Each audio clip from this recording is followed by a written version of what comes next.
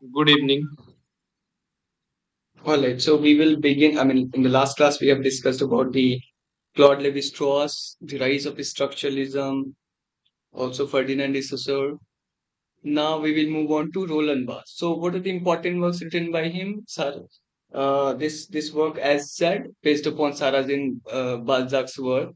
Sarrazin, a work written by Balzac. So, as Z, written in 1917, then the very important from UGC point of view, UGC net point of view, the death of the author, Camera Lucinda, Mythologies, Elements of Semiology, Empire of Science.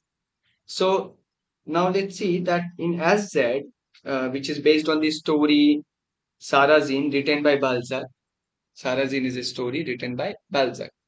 So, in this particular uh, book, what he did is that he said that any story can be divided into 561 lexis. 561 lexis. Okay, lexis is a kind of, again, you can say in a way that it's a kind of parole.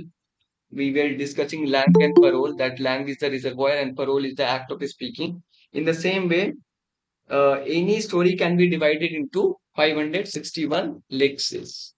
Okay.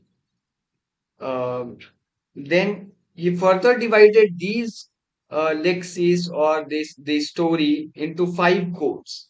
Now these codes are very important. They didn't ask about this 561 lexis, but they asked the code, if you remember.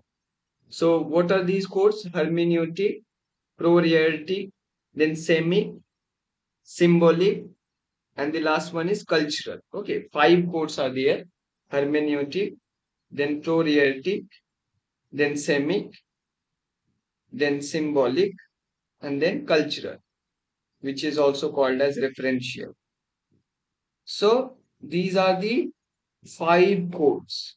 Question has been asked in UGC NET from these five codes. Okay. Uh, then Barth also, this work, the date of the author is very important. You will get, it is also there in the syllabus, almost all the syllabus. And also many question has been asked from the date of the author. Now, if we will look at the date of the author, let me tell you about the text itself.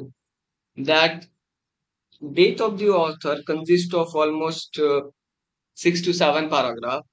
The first paragraph can be used as a, or can be seen as a kind of introduction. The second paragraph talks about the centrality of the author, how the theme, the idea of authorship came into being.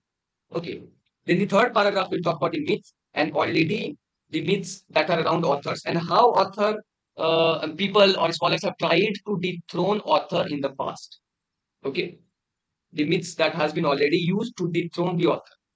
Okay. How centrality of the author has been already challenged by many of the other scholars or authors. Then we have fourth and fifth paragraph, which talks about how the dethroning of the authors takes place. Okay. How dethroning of the authors takes place. And the last paragraph is a kind of conclusion. So again, he will begin the state of the author, and I have also sent you that link on the video is already available on our YouTube channel. You can watch it out. Where Archana is giving lecture on Roland Barthes. She is dealing with all the text in a very depth way. So it would be very helpful for you. It's a kind of must watch because you will find the questions from Roland Barthes almost every time. This is what I have been watching out. This is the scenario right now we have. So they are asking from Roland Barthes at least one question. So the story, the text itself, this date of the author, it begins with the story Sarrazin written by Balzac. Now in this story, there is a character Zambinella. Now this Zambinella is castrated male disguised as a woman. Castrated male already changed the gender. Okay. And right now in the story, this Zambenila is disguised as women. Now, because this person has already changed the gender, disguised as a woman, how you are going to say whether this person is he or she? Okay, you cannot say that Zambinella, this character is he, male figure, or she, female figure. Although this person has been disguised as woman, but this person has also been through this castration process. Okay. Now here, Bath raises a question that who is speaking here? Who is the author? Who is this Zambanilla?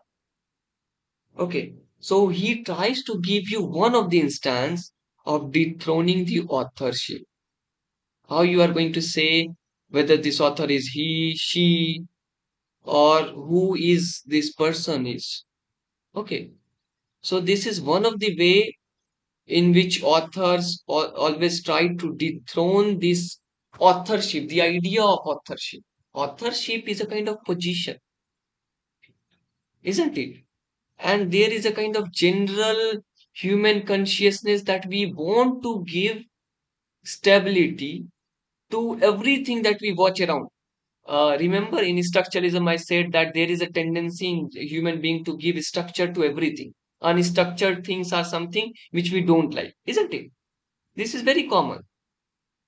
Let's say if your room is very dirty, messed up, you want to put things on a proper place. You want to make it clean, isn't it? You are following structuralism at that time. In the same way, we human being has this tendency to give everything a particular structure, stability. That's why we gave this name Homer against the book, the epic Iliad and Odyssey. But even now, we never know, or we are not very sure that it was Homer who had written this work, Iliad and Odyssey. We are not pretty sure. Scholars are still debating over this. But just to give a stability, this is what we as a human being want. We want to give stability to each and everything that we see around us. That's why we associate this name Homer. Okay, for how long this epic will remain anonymous? So let us put a name. So okay, we have read Homer somewhere, so Homer is the author. That's it. This is how the idea of authorship came into being. And when we associate a particular work with the name of the author, we are trying to impose upon that work a kind of authority that, okay, this person is the creator, this person is the god of this work. Okay, we are giving authority to that particular person, the author figure. So, Bath started this essay with challenging this notion. Okay, very indirectly. Now, when he's saying that who is the speaker here, whether Zambanilla is male, female, what is he or she, what is this person, who is this person, then we don't find a proper answer of this question. And then Barth will say, I'm quoting, writing is the destruction of every voice, of every point of origin. Okay, writing is the destruction of every voice. The voice that we are seeing in the name of Zambanilla, it is also kind of destruction of that voice because we are not pretty sure whether this person is he, she, or I mean, what is this person? So, writing is the destruction of every voice, of every point of origin. Then Barth will go on further. He will say that earlier we used to have this shaman or shops, if you remember old English literature. We have had those shops and rhapsodies kind of thing where people used to wander from here one place to another place and sing the songs because at that time we didn't have the printing press, neither we have this writing things and all writing pad or something like that. So people used to narrate the story and the poems by visiting one place to another. That's how this oral, I'm talking about the oral history, how orally history has been, poetry has been, literature has been transmitted. So Barth is talking about that. He's saying that at that time, because this was a kind of oral history which moves from one place to another, one author, one shops or one, let's say, shaman to another. So we didn't have this stability formation at that time because we know that this person is only singing the song. He is not the originator. He or she is not the originator of this song. He or she is not the author. It is only in the Renaissance, and when I'm saying this right now, the thing that I'm saying, I'm referring to Foucault actually. Foucault's What is an Author? In Foucault's What is an Author, he's saying that authorship and author is the product of Renaissance. Okay, in the Renaissance, we have this man centered world, if you remember. From God centered world, we move towards this man centered world where we try to put forth emphasis on the man only, and that's why this idea of authorship came into being. We wanted to give them credit. Okay, this person has written this work, man centered world, centering the man. Okay, so this is what Barth will also say that earlier there were shamans, but then we started to associate one name with a particular book or a piece of literature. Okay, so he is further saying that the idea of author is our modern invention. It was not there in the ancient time, in the Greek civilization or Roman civilization. It was not there in the ancient times, and it is a product of post-Renaissance enlightenment. When we talk about reason, when we started to talk about enlightenment, when we started to talk about science and stability and man-centered world, only then this idea of authorship propagated. Okay. Now, in the third paragraph of this essay, he will say that there were instances in the past where authors, actually poets or critic or scholar, they tried to dethrone this idea of authorship.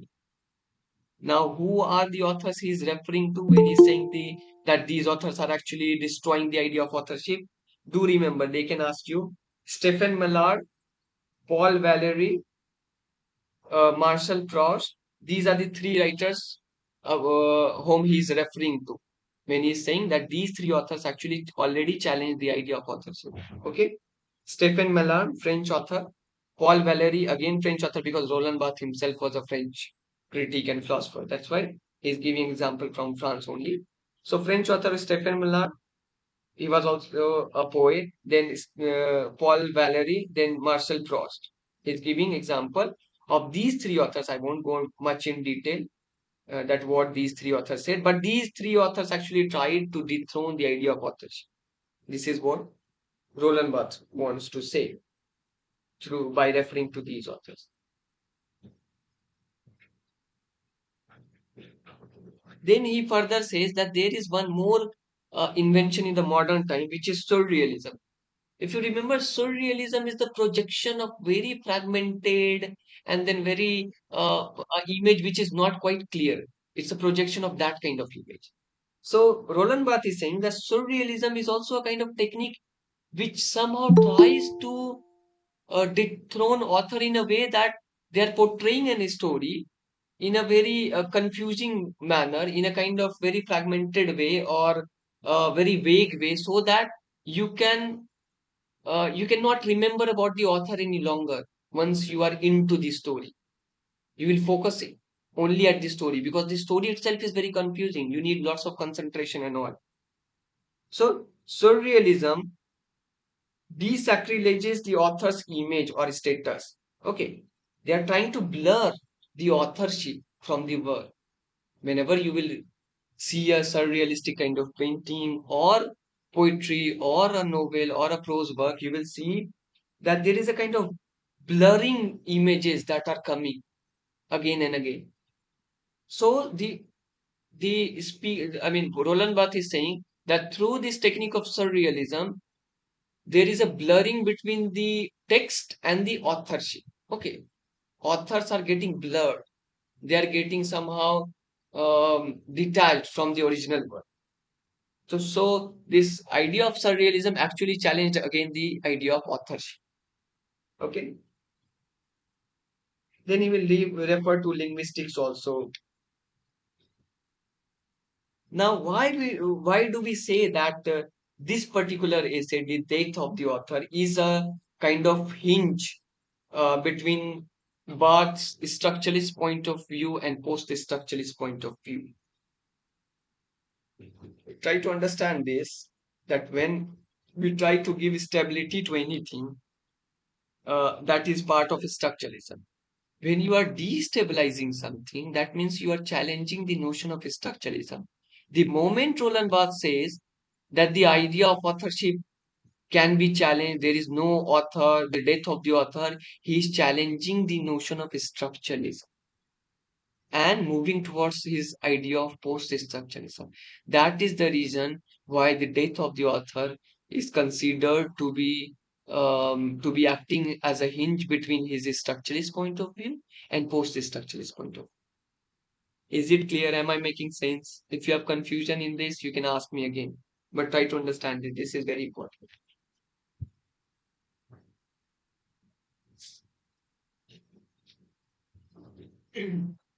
Are you there with me?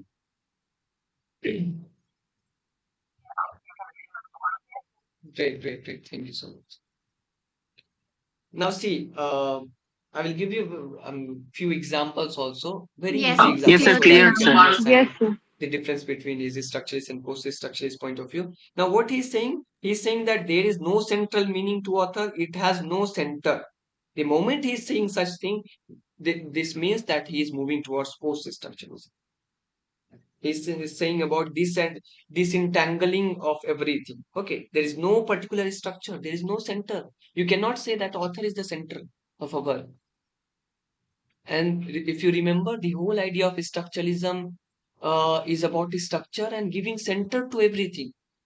Because structure is always there, structure can't be formed without the center. Okay.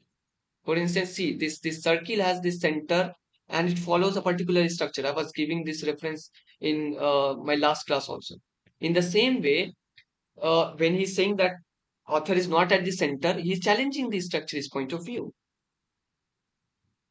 He further says that the author is one of the many scripter. Scripter, he is replacing the author with scripter. Scripter is a kind of post-structuralist invention by Barth. It is no more structuralist.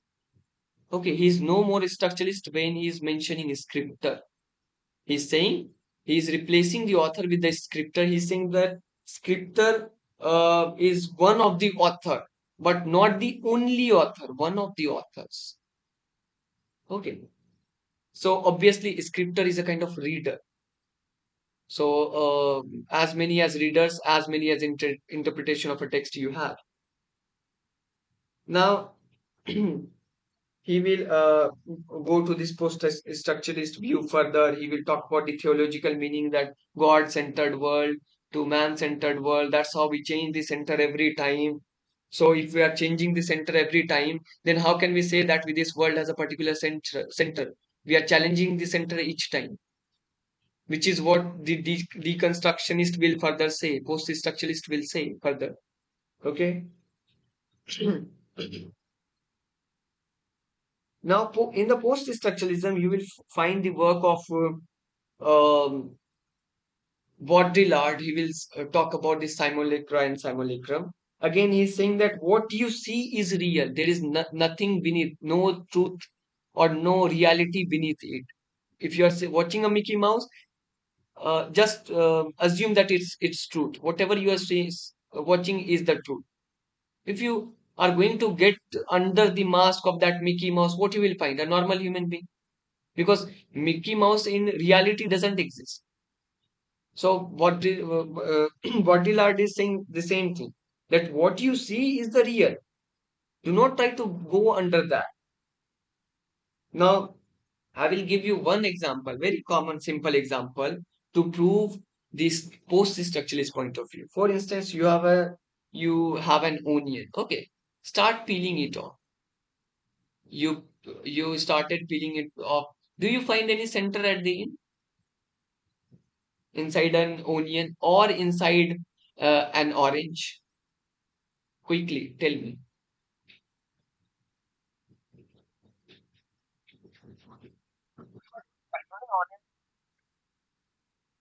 Exactly. You will just, yeah. So you will remove, Actually, onion start have peeling so it. many layers, and we can Many layers you find the peel center off. You will not find a center in in the same case with this orange actually. orange. Okay. So this is a But basic in onion example have just to there are prove that so there many is no layers. center at the core of this universe.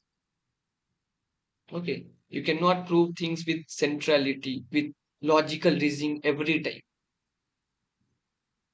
The theory of structuralism will collapse. I will give one more example. You must have read Media, the play Media, Oedipus Rex, or you must have read this Tempest. I'm giving very common examples. So, uh, can any one of you tell me what is the crime of Media's children? Why they have been killed by Media and served to her husband? They were quite innocent. They have nothing to do with whatever happening between Media and her husband. But she killed them, no? She killed them and cooked them. So how you are going to justify that? Or how you are going to justify that when Agamemnon is traveling to Troy and he sacrificed his own daughter Iphigenia. She is quite innocent. She has nothing to do with this war, but she has been sacrificed. Or how you are going to justify when Jocasta has been she hanged herself in the play Oedipus Rex, or how you are going to justify when Ophelia died in Hamlet. These characters were quite innocent, but they died in the play. They have been used as a scapegoat, and you cannot prove the death or using them as an scapegoat through any logical reasoning. The center collapsed. All right. So, at the heart of this universe lies a kind of irrationality which can prove this, but not the rationality. Rationality cannot prove these things, these incidents that happen in this place that I've just given as a reference point, as an example. Okay, so these all things are there in the post structuralism. Yeah,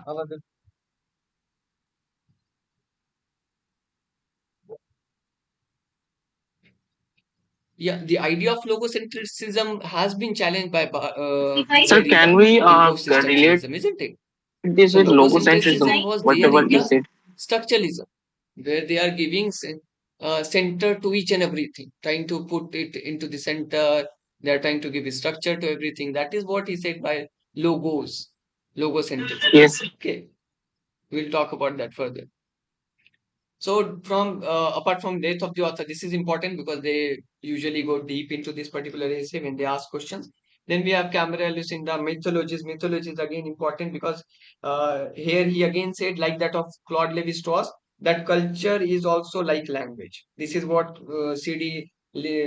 Strauss also said, that culture is structured like language. In the same way, in mythologies, Roland Barthes will say that culture is like language and myth is a second order semiological system. And his mythologies has a great influence upon the cultural studies. Cultural studies as a branch emerged from these works only. The works of Roland Barthes, then Claude Lévi-Strauss. Now, the death of the author has been published under a book entitled Image, Music and Text. Okay, do remember this. Image, Music and Text, 1977. From Work to Text is one of the essay inside that book, and the other is The Death of the Author. The Death of the Author, From Work to Text. These are the two essays inside that book, Image, Music, and Text. Then I said Elements of Semiology, again, an essay written by him. The Pleasure of the Text is one of the essay written by him. The Pleasure of the Text, in which he gave this idea of Joshua. Okay, Jouysanc, The Pleasure of the Text.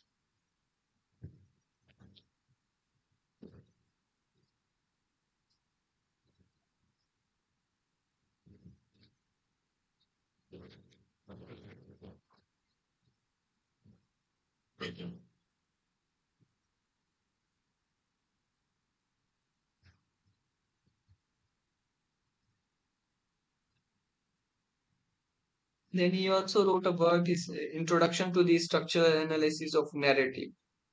Introduction to the Structural Analysis of Narrative. Introduction to the Structural Analysis of Narrative. These are the works written by Roland. Do watch that YouTube video. Again, I'm requesting. Now, because narratology is part of this structuralism itself, that's why I will finish this one and then I will move on to post-structuralism, beginning with Derrida. So, narratology, this term has been coined by Zeventon Todoro. Okay, Zeventon Todoro. He coined this term, narratology. It refers to the science of narrative. The same way, I mean, see, structuralism, I told you, it's a kind of scientific way of thinking. From many ism and ideologies, people started to shift to scientific way of looking at the world. So, narratology is a science of narrative. Started as a branch of structuralism, as I have already told, based on Saussure's concept of Lang and Parole. Lang is a kind of theory of narrative, and Parole is the application of the theory.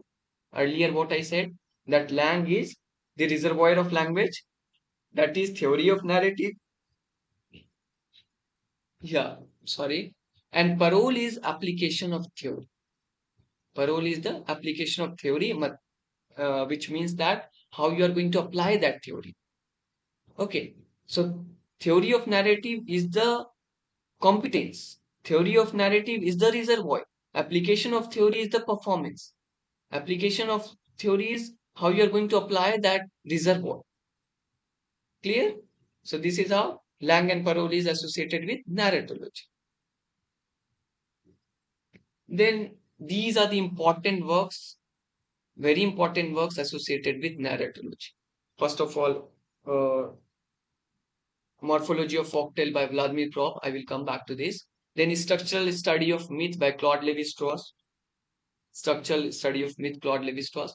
Hypertext is a term coined by Ted Nelson.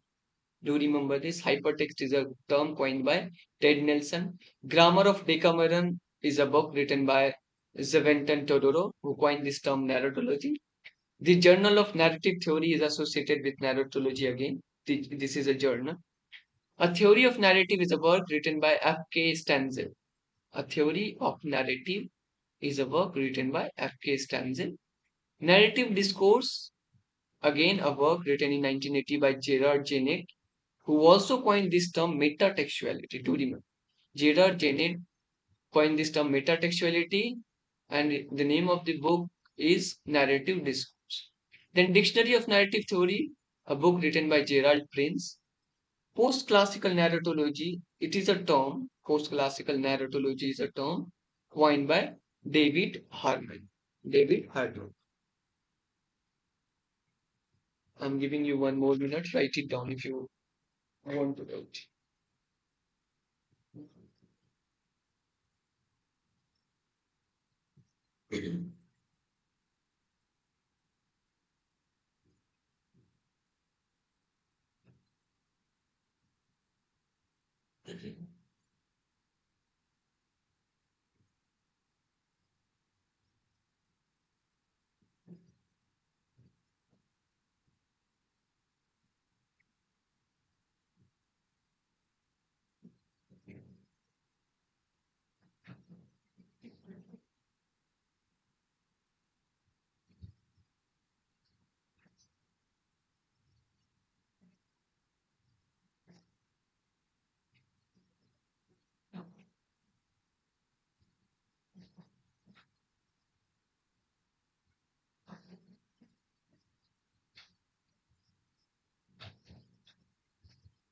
All right.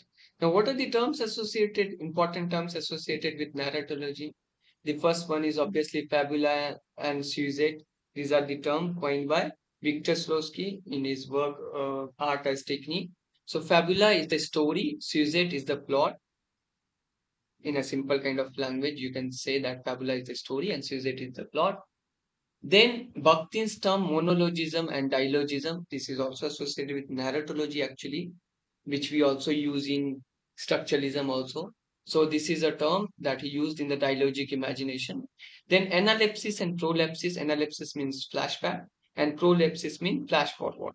Oedipus Rex is the best example where you will see that things are going in flashback and then flash forward when Oedipus comes to know about the prophecy. So this play is the best example of analepsis and prolepsis. Now you see Yeah, in the case of Mikhail Bakhtin, Bakhtin wrote this work, Problems of Dostoevsky's Poetics. Okay. Um, Problem of Dostoevsky's Poetics.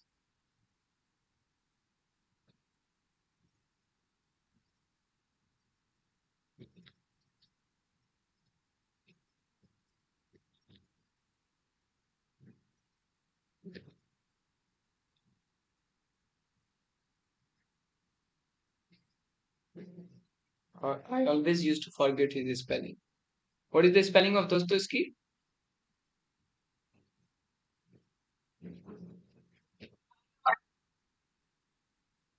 Yeah.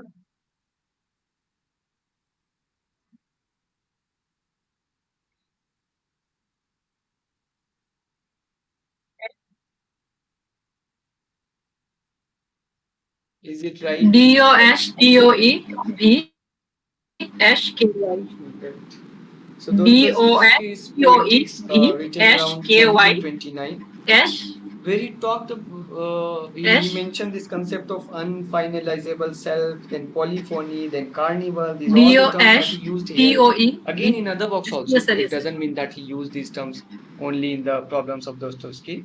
So Dostoevsky's Poetics, he is talking about polyphony, carnival. Carnival again, it will come in his essay Rabelais and his world.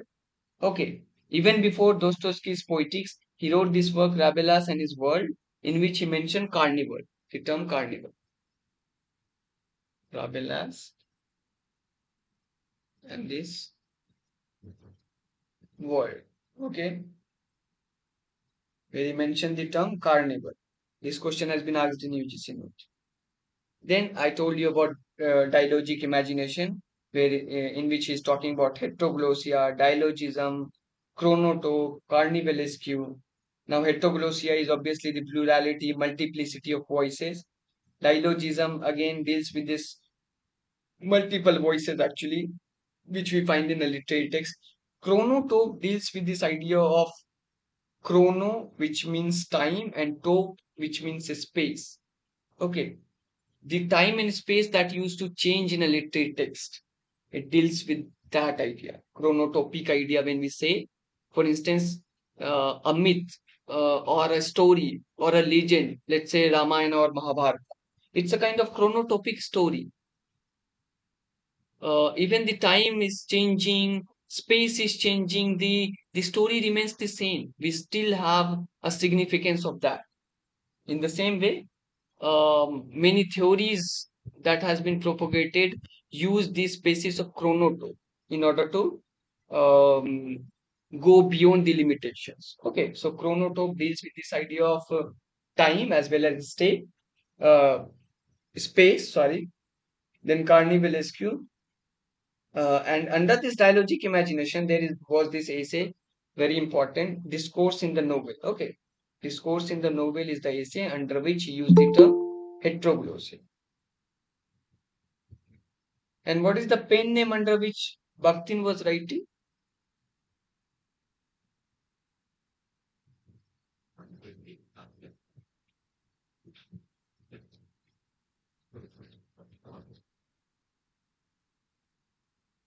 Voloshino. Okay.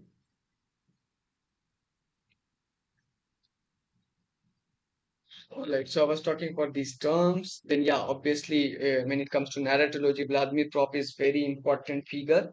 So, his morphology of folktale.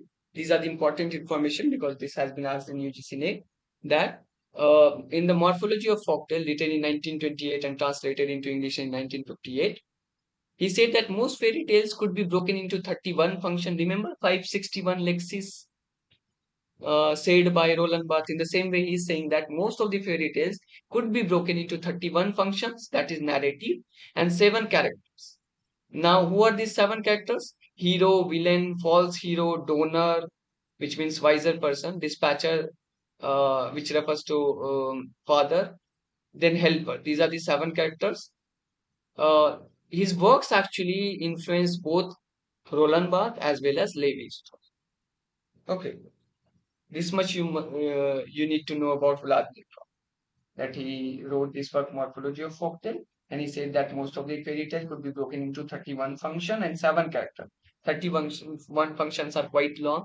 They won't ask you this question, but from 7 characters they can ask that. That's why I've given these terms: hero, villain, false hero, donor, dispatcher, helper.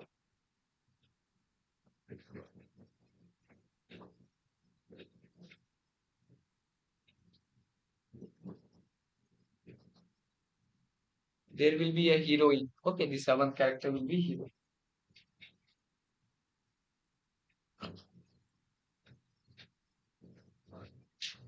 This is all about narratology.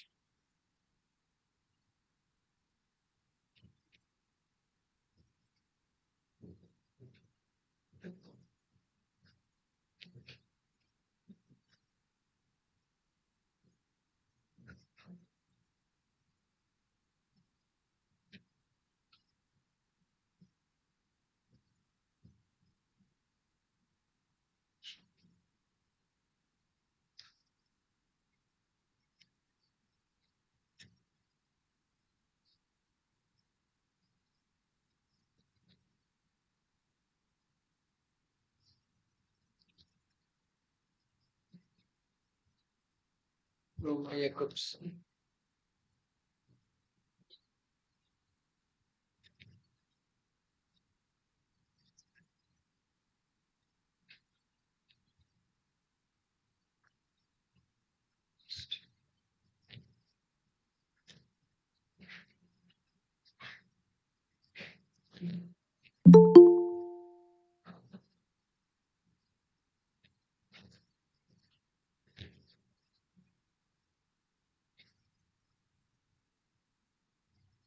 Okay, closing statement is a work by Roma Jacobsen.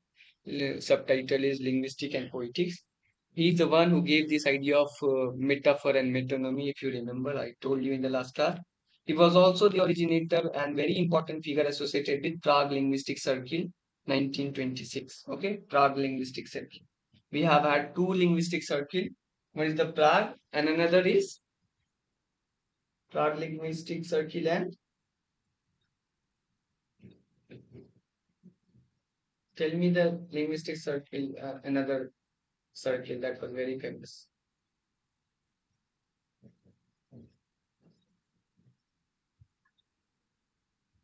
Which one? Sorry, whichever.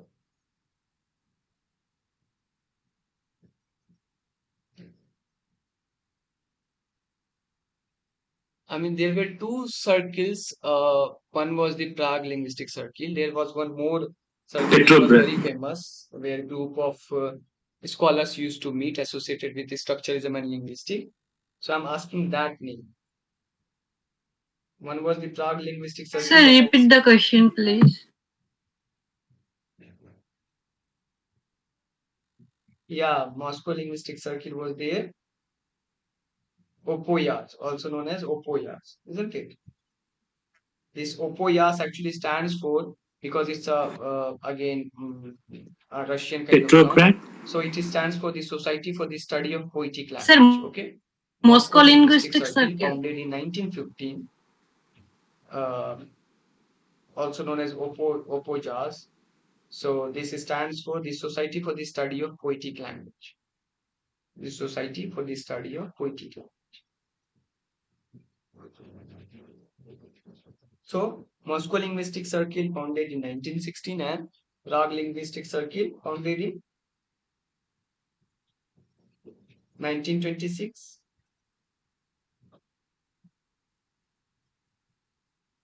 1926 or 16?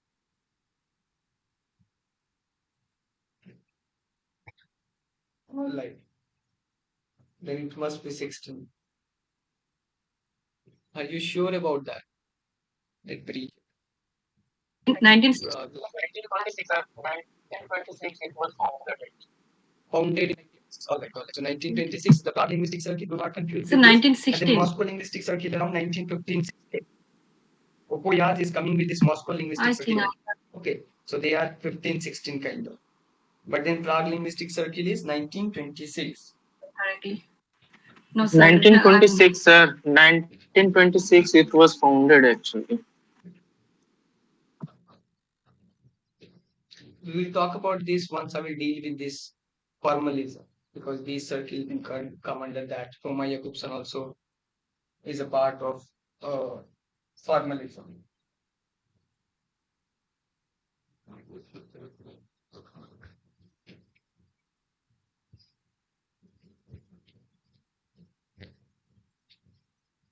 Hmm.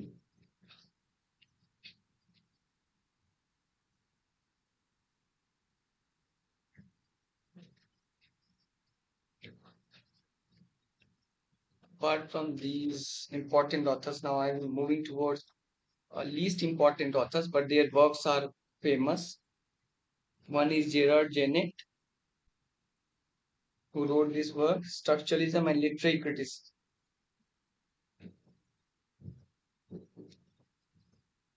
Structuralism.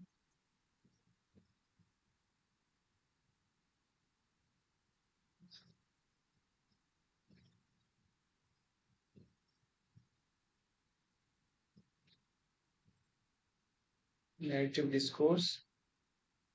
About Zaventin Todorov, I said that he wrote Grammar of Decameron. Do remember that? Now, in Structuralism and Literary Criticism, subtitled as Narrative Discourse, he gave this idea, Gerard Genett gave this idea of paratext and palimpsests. This is important. Do remember. Paratext and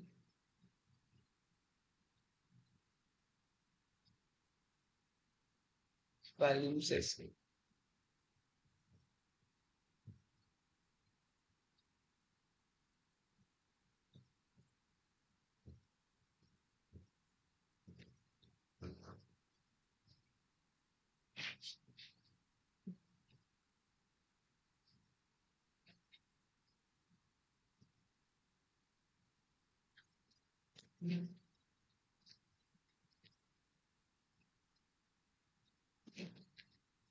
Then the next author is minor figure is Jonathan Couillard. He wrote this work, Structuralist Poetics. Structuralist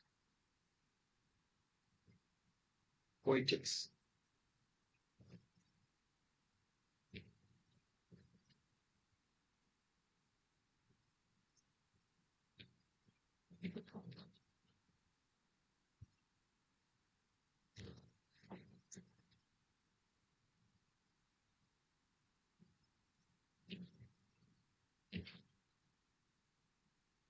Okay, this is one of the important work by Jonathan Fuller. Structuralist Poetics, Structuralism, Linguistic, and the Study of Literature, written in 1975. 1975. See, closing statement by Roma Jakobsen has been written in 1960. Then Gerard Genett, this work has been written in 1972. Okay, 1972. Jonathan Fuller's Structuralist Poetic, this work has been written in 1975.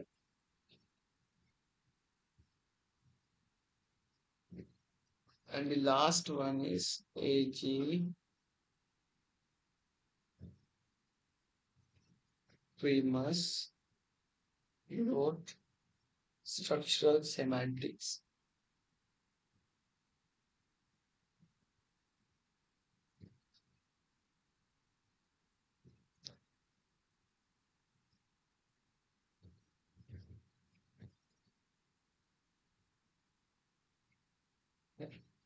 An attempt at a method.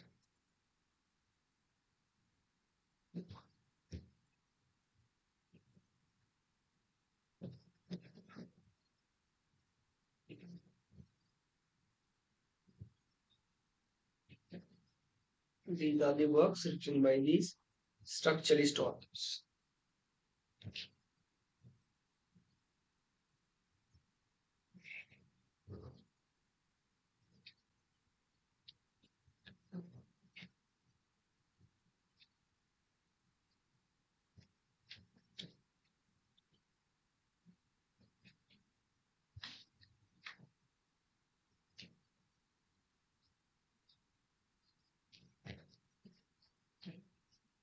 With this, I will come to this idea of egocentrism that has been challenged by Barth.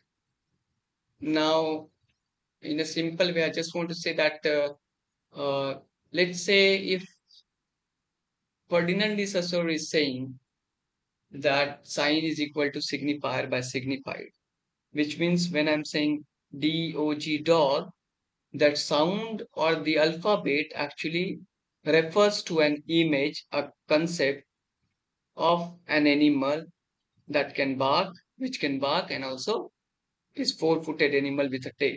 Okay, that's it.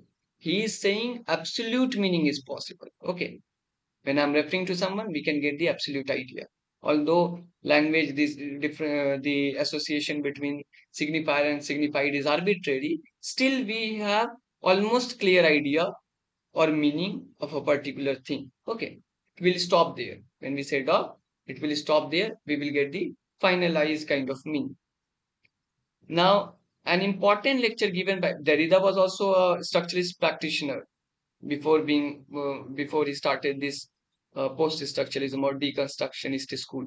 So, an important lecture given by Jacques Derrida. This you have heard, I guess, multiple times. Structure, sign, and play in the discourse of human science. He presented it at John Hopkins University. The irony lies this particular symposium, this particular conference was held to propagate the idea of structuralism.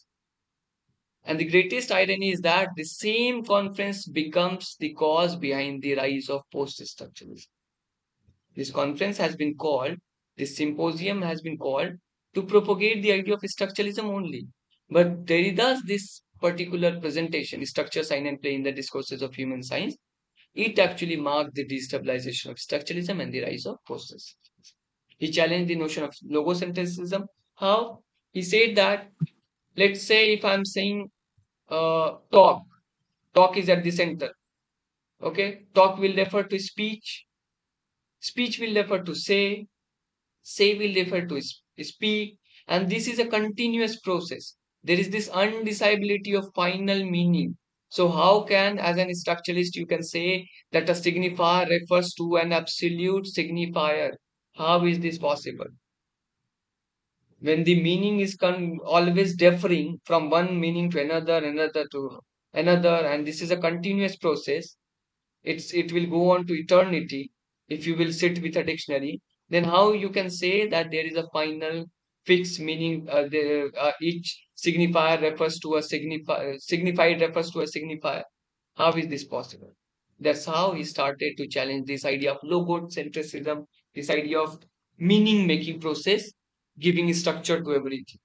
So Derrida, a French post-structuralist and also the inventor of this deconstruction, he was also a radical, he gave this idea radical philosophy regarding deconstruction. We will come back to that. So he opened not only post-structuralism, but postmodernism was also going on during this post-structuralism. Okay, simultaneous. On postmodernism, you can find the works of Baudrillard. Okay, not Baudelaire, but Baudrillard. He was also writing at that time. Other practitioner of post-structuralism were Gilles Deleuze, uh, then Foucault was also there, Lucy Rigeri was there, Lyotard was there. So these were the practitioners. Now Derrida says that he challenged this idea of semiosis, that is sign making process.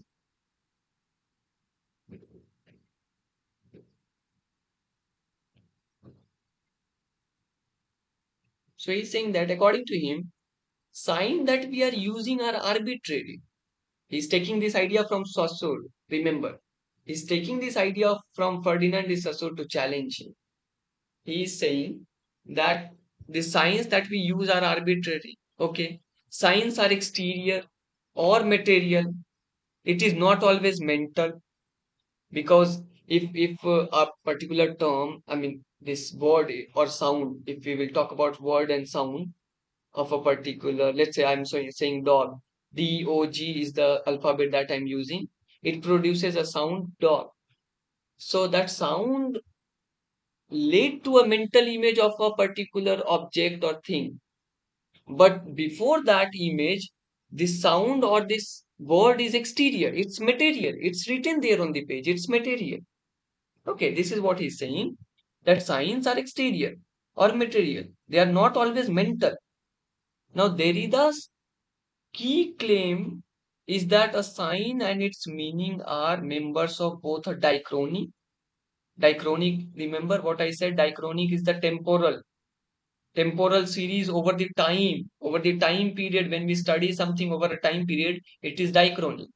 And when we study something at a particular point of time, it is synchronic. So he's saying that the sign and its meaning are member of both diachronic study, okay, as well as synchronic study. For instance, I'm giving you example of this marriage.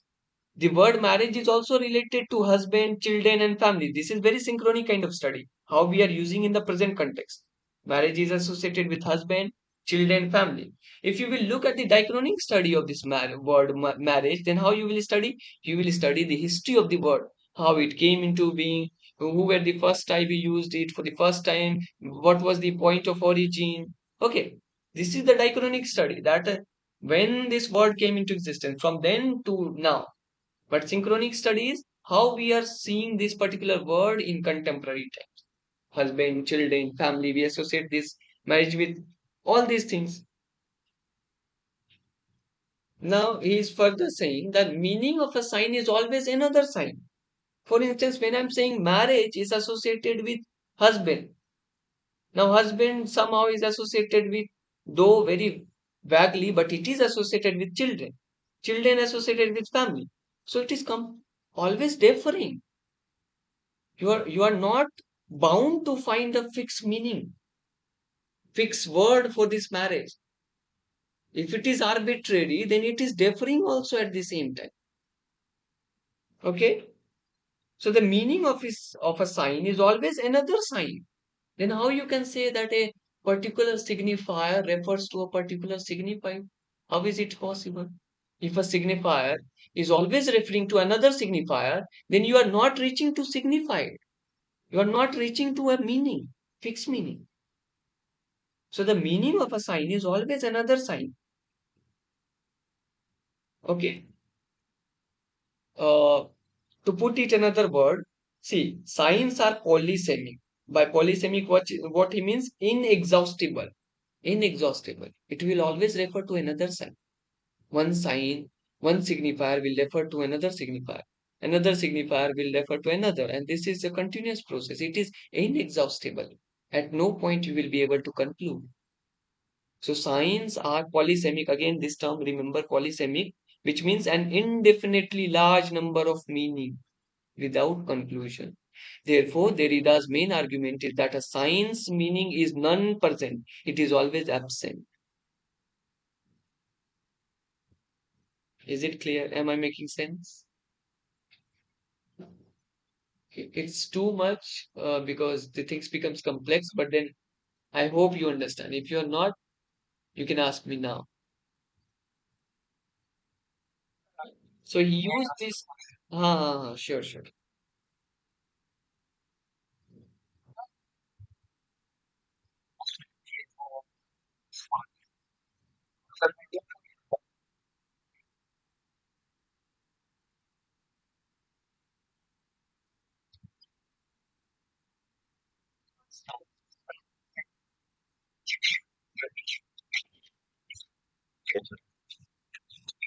Yes, sir. Yes. See, from post-structuralism, you can see the rise of deconstruction. Deconstruction is the past part of Sir, post-structuralism. may I ask you a Now, question? see, what the new historicists are trying, they are leaving behind Sir, the can old we way of relate reading things, post-structuralism old historic way with of new studying things, and they are historicism? coming up with this Because idea of new according to me, sir, historicism, new where they are saying that we post-structuralism will and new find historicism, in that both the approaches share some authentic source of common each theoretical history instead assumptions of just and believing ideas, what has and been particularly in handed their over to us by the historian. rejection of We traditional will go views back to that actually time, of history reinterpret and things, we will literature come as up with our objective own and neutral. ideas so So that can we relate we both? cannot keep repeating the same thing that has been handed over to us. Isn't it a way of deconstruction? Deconstruction also says the same thing. Challenge the old things. deconstruct the things that has been handed over to you, come out with new interpretation. There is no final meaning, there is no fixed meaning. This is what new historicism, the people associated with new historicism are doing. If it is so, then obviously post-structuralism is related, deconstruction is related to new historicism. Is it clear?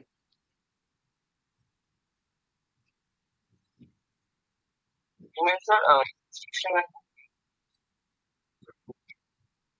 Yeah.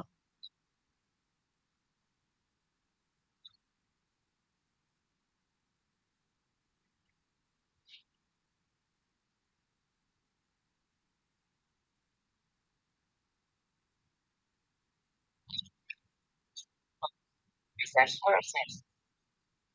They are trying to put forth this idea of objective reality, but at the same time, this has been further deconstructed that there is no objective reality. You perceive things on the basis upon your subjective thinking. Objective truth You cannot be mentioned grasped deconstruction if and there is no new final meaning, there is historicism no both final truth. related. How you I can mean to say, universalize a particular thing, an both idea? How you are post-structuralism and going to new historicism universalize it? actually reject the idea Structuralists, of a they fixed will tend and to give a structure objective which can be reality, universalized, which can reality, be propagated and in general to instead the argue masses. that meaning But is, post-structuralism are challenging the contingent same thing, and which social and means you cannot historical generalize or context. That's why I universalize said an so. idea. There is no final meaning or truth. That a meaning or truth for me can be a lie for you. For instance, this example I used to give to my students also, that let's say I'm going to my college. I got late because I woke up very late that day, and then I went to my class. I said to my professor that I am late, sir, because an accident happened. I was helping the victim. That's why I become late. For my professor, that is the truth, but I know I am telling the lie, isn't it? For me, it's a lie. I know that. But for my professor, that is the truth. So, how can you say that there is ultimate reality, ultimate truth? The truth is fixed, final? The same thing can be interpreted in two ways. I'm telling a lie, I know that, but my professor believes that it's a truth. That's how reality has been constructed. To defend ourselves, we change the shape of conversation or discourse in such a way that even if it is a lie, it seems to be a truth to a person whom we are confronting. Okay.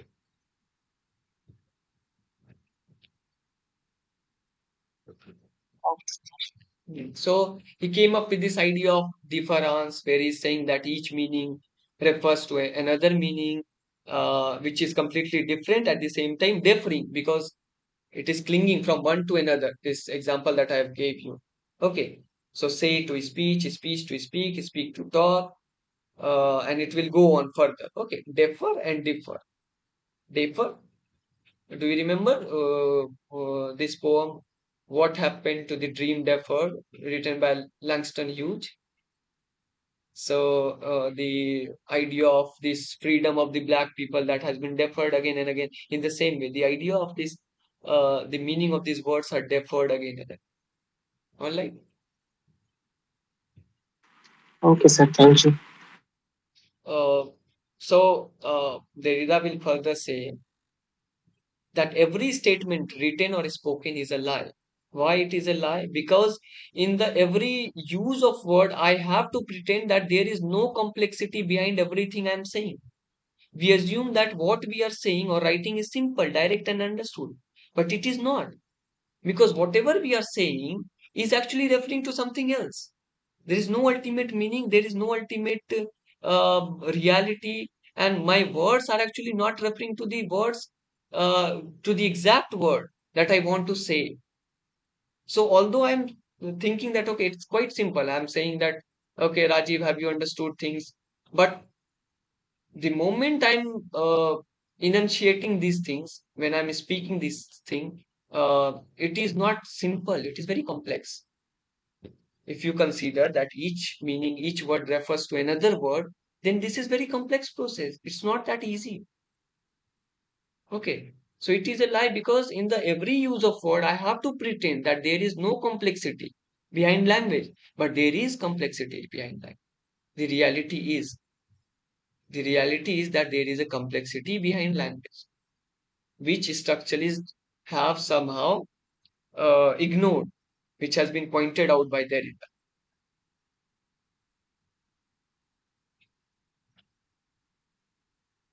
Okay, now we'll quickly write down some of the works and terms given by Derrida.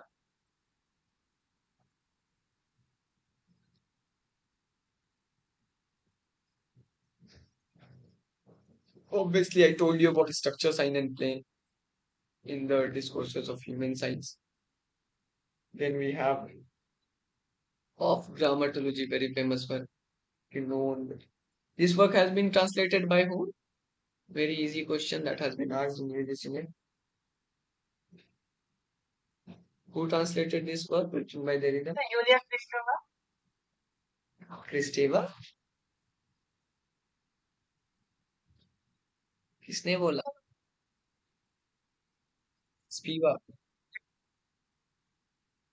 Exactly स्पीवा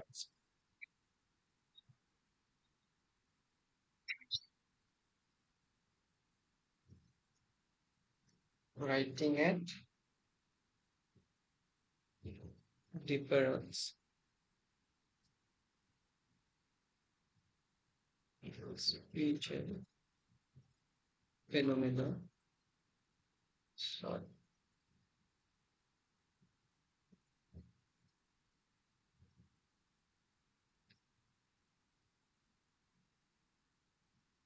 So Yulia Kristova.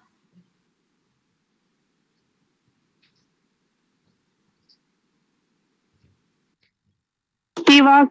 So Jack, there is a Sorry, sorry. Gayatri Chakraborty Chakravarti is Spivak, sir. it was translated. Oh, sorry, I didn't catch your question actually. source of law.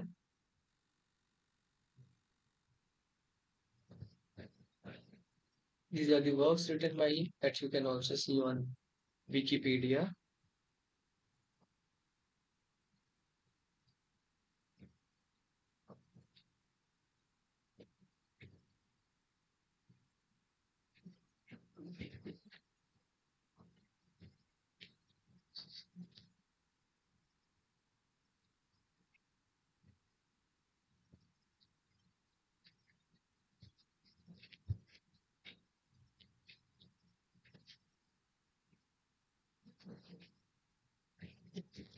So Podia is the undisability of meaning. Okay, impasses of meaning and disability.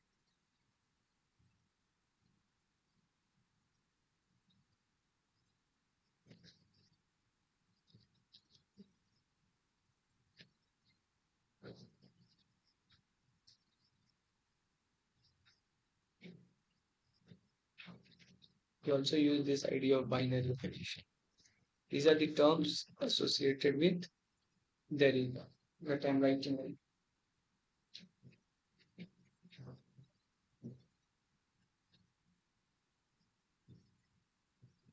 Obviously, deconstruction is the school started by him only.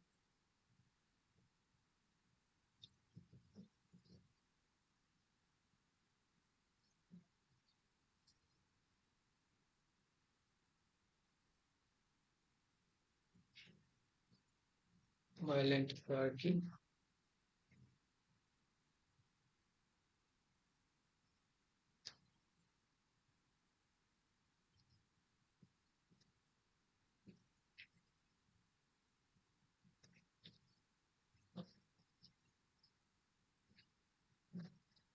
The physics of presence.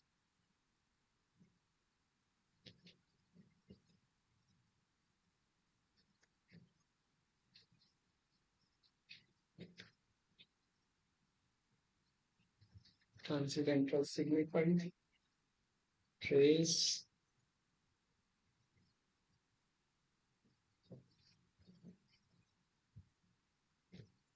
Pharmacon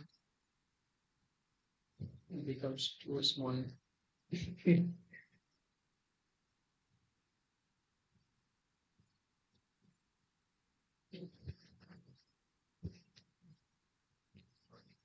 Okay, logocentrism, the idea that I have told you, then violent hierarchy, term given by Derrida while discussing the binaries. That in binaries, we always give priority to one thing over another.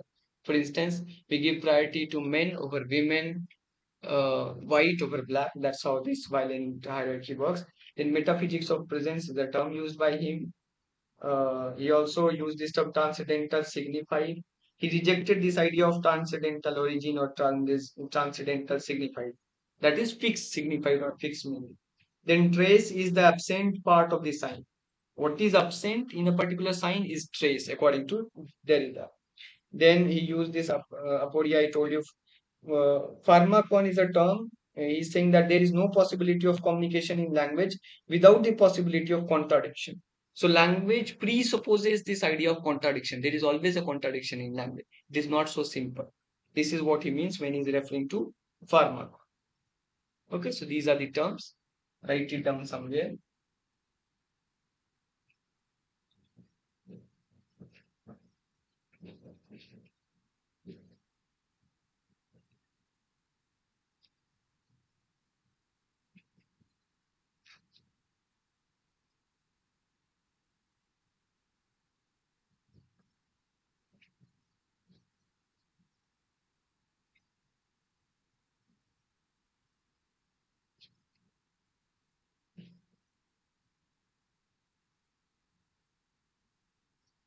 So to conclude this, let us see what are the differences that we have seen. Structuralism deals with this idea of textual unity and coherence in structure, which has been challenged by post-structuralism. They said that there is discontinuity and incoherence. There is no fixed or ultimate signified or meaning of a thing. Structuralism deals with this idea of symmetry. Post-structuralism deals with this idea of omission. In structuralism, you will find parallels in text. In post-structuralism, you will find paradoxes, contradictory ideas in a text. Structuralism, because it contains a structure, particular fixed structure, so there will be obviously a repetition. But in post-structuralism, there is a break and shift in a text.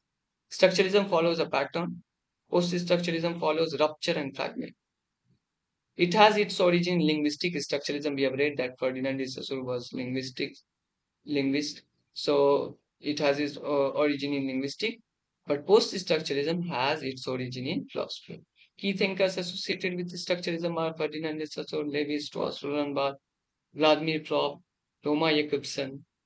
Key thinkers associated with post-structuralism are Jacques Derrida, Michel Foucault, Roland Barthes, again because he is both a structuralist and post-structuralist. Then Lyotard, also associated with postmodernism.